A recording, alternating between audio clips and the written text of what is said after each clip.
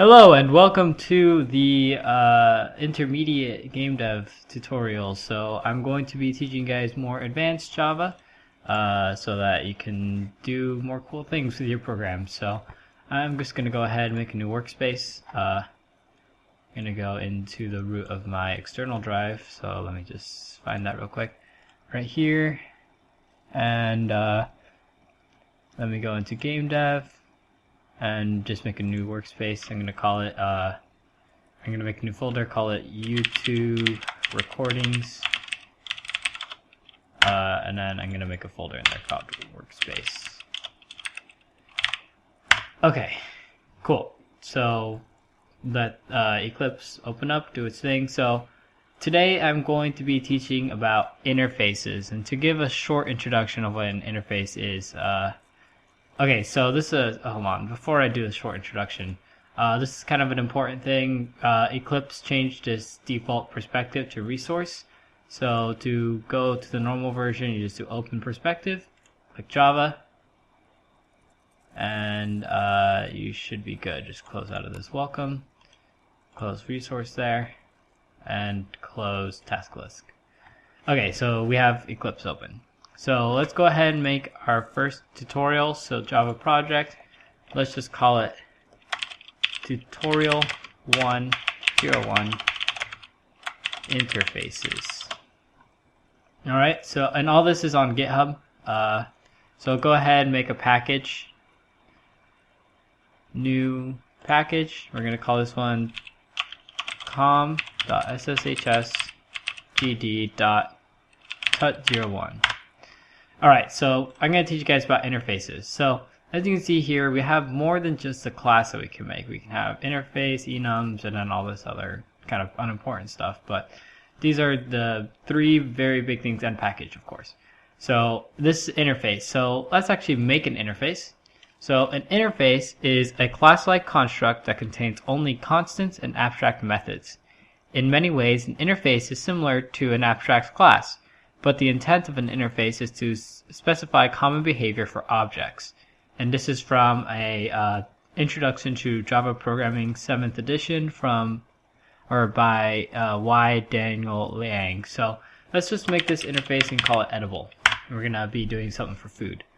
So let's make a void in here. So it's kind of going to look like an abstract class. So public void how to eat. And then this is going to take an edible.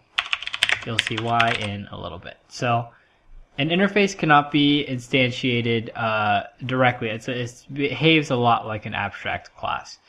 So to get information or to get anything from an interface, you have to implement it. So sushi, all right, interfaces. Let's add our edible. So what's cool is you can add as many as you want. So serializable, there's a bunch of ones. You can add as many interfaces as you want.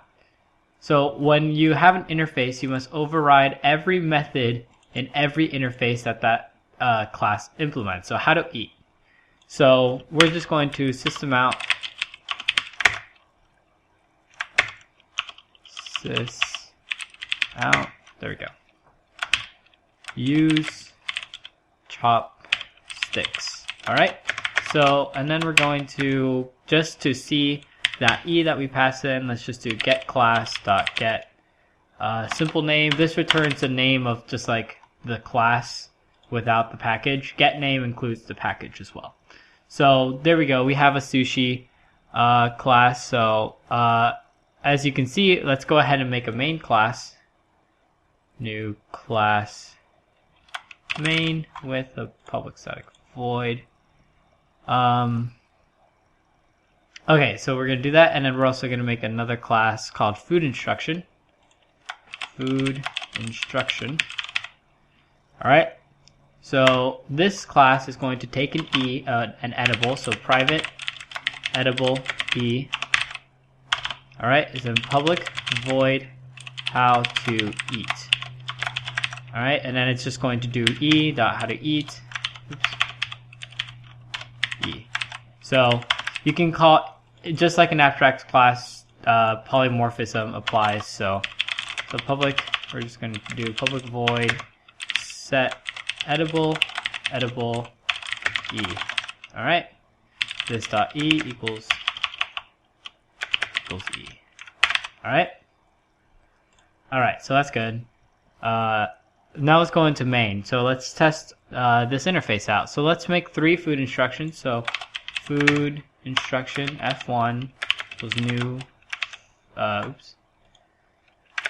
Food instruction. Let's copy that a couple times, 2 and 3. Alright, so there's going to be 3 ways that we're going to do this. So f1 dot set edible, we're going to just do a new sushi, right? Because polymorphism applies. So then we call f1 dot how to eat. Alright, so let's see that. Go ahead and run this. Use chopsticks, sushi. So polymorphism applies, even though it is calling with the E.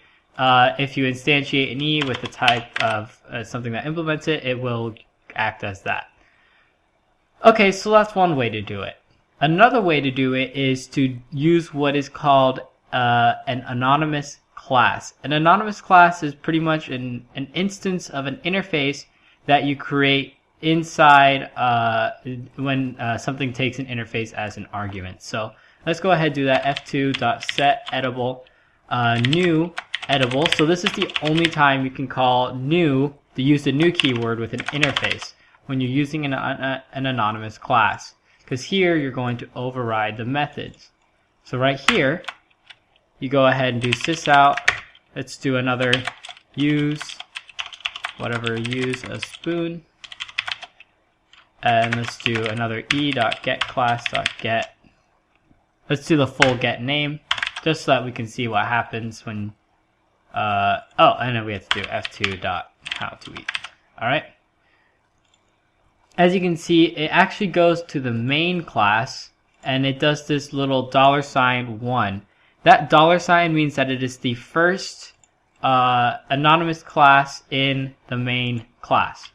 So just keep that in mind. It doesn't have its own class. It's an anonymous class of main. So it can still use anything in main. So that's an important thing to know. So f3.setEdible. So I'm going to teach you guys a new way of doing anonymous classes. Or not quite just anonymous classes, but it's a really good way to do anonymous classes. It's actually brand new. It's in Java 8 that came out, I think, a couple months ago. SetEdible, it's called a lambda expression. So check this out. So put E, and then put that little minus greater than sign, then put curly brackets. Alright, so make sure you have Java 8 enabled. If you do not have Java 8, you're going to have to go into your properties. I believe it's in Java compiler, and you have to make sure to use Java 8. Alright, so this is a lambda expression. So this E is actually, when you have set edible, it takes in an E. Alright, and then E edible has a void how to eat that takes in one parameter. So this is that one parameter. This E is this E right here. Alright, if you were to have another one, if you were to have 2 voids, say we were to have, like, you know, I'm just going to comment public void foo, and then int bar int x, you know, you would actually have to specify that you're passing in 2 arguments. So that's a very important thing. That's why sometimes lambda expressions are great for listeners and such things like that. I will get into that. I'll probably do a Swing tutorial series or a JavaFX tutorial series in the future. So let's go ahead, just this is our how to eat method, so use a fork. And then just to see what happens when you do a lambda expression, you don't have to do these get name things. I'm just putting them in there so that you can see. f3.setEdible e. Alright. Sorry, no, that's not what I want to do. How to eat. There we go. Okay. So now we have this. So it's a main, and then it's a lambda within main. So it's a lambda within main, and it's the first lambda within main. And then I think this is some sort of memory address of some sort, or I'm not quite sure what this number means. but it is different at every time when you compile it. So if I were to edit this code, or if I were to do something different with it, it might change, but yeah.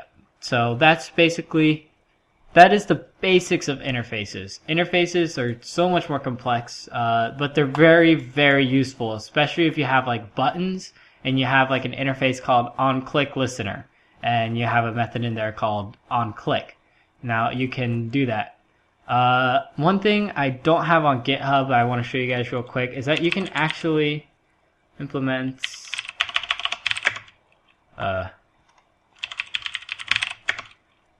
editable, and then override add unimplemented methods, just sys out whatever.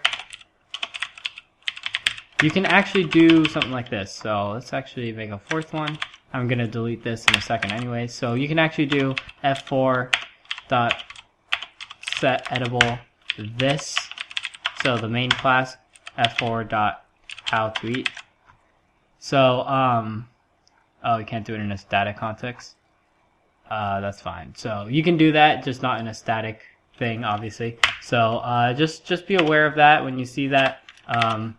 You can't do it because this is in the static void main, but you can do it in other classes when we do like JFrames, stuff like that. So be aware of that. And yeah, I think that's it for interfaces. Next tutorial will be on enum types. Enum types are very important. So I'm gonna show you that next, and have a good day. Bye bye.